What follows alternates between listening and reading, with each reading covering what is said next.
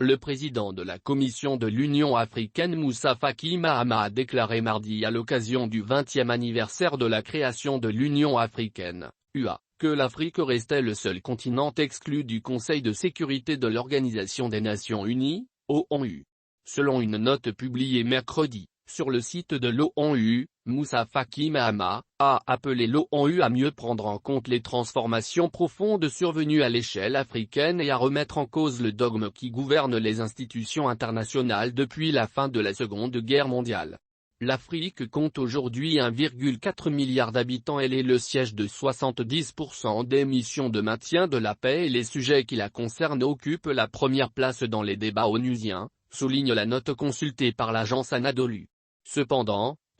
l'Afrique, est le seul vrai continent qui soit exclu de votre vénérable organe, le Conseil de sécurité, a regretté Moussa Faki Mahamat. Comment cacher notre frustration de cette humiliante exclusion, a-t-il demandé, exhortant les membres du Conseil à lui apporter plus que des déclarations incantatoires et de décider de la place de l'Afrique dans cette institution, et de lui offrir mieux que la portion congrue des financements et investissements dans le climat et de lui ouvrir l'univers illimité de la science et des nouvelles technologies. Lors d'une réunion du Conseil de sécurité mardi consacrée à la coopération entre les deux organisations, que sont l'Union africaine et l'Organisation des Nations Unies, ONU, le chef de l'ONU en haut accent Antonio Guterres a rappelé qu'en 2002 les dirigeants africains s'étaient engagés à œuvrer ensemble afin de prévenir les conflits et de promouvoir la paix, le développement, les droits humains et l'état de droit. Guterres a souligné qu'il a souhaité permettre à l'Afrique de jouer le rôle qui lui revient sur la scène internationale,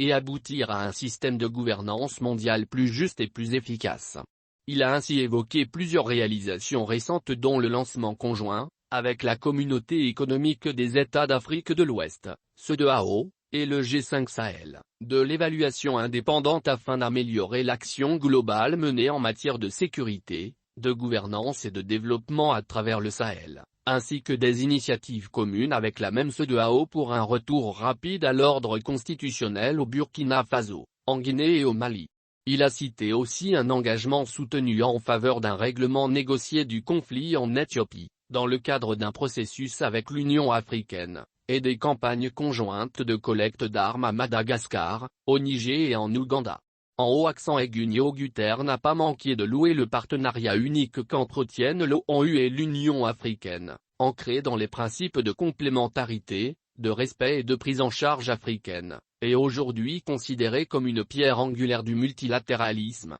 a indiqué la note. Le secrétaire général de l'ONU a déploré la persistance de défis, notamment le fait que le recours à la force soit trop souvent considéré comme la seule méthode de résolution des différends, la multiplication des changements inconstitutionnels de gouvernement, la recrudescence des violences envers les femmes et les défenseurs des droits humains. Il a mis en garde contre les funestes attaques de Daesh et Al-Qaïda au Sahel, comme la poursuite de conflits prolongés, source de situations humanitaires désastreuses dans la Corne de l'Afrique, en Éthiopie, dans l'est de la République démocratique du Congo, au Mali, au Soudan et en Libye.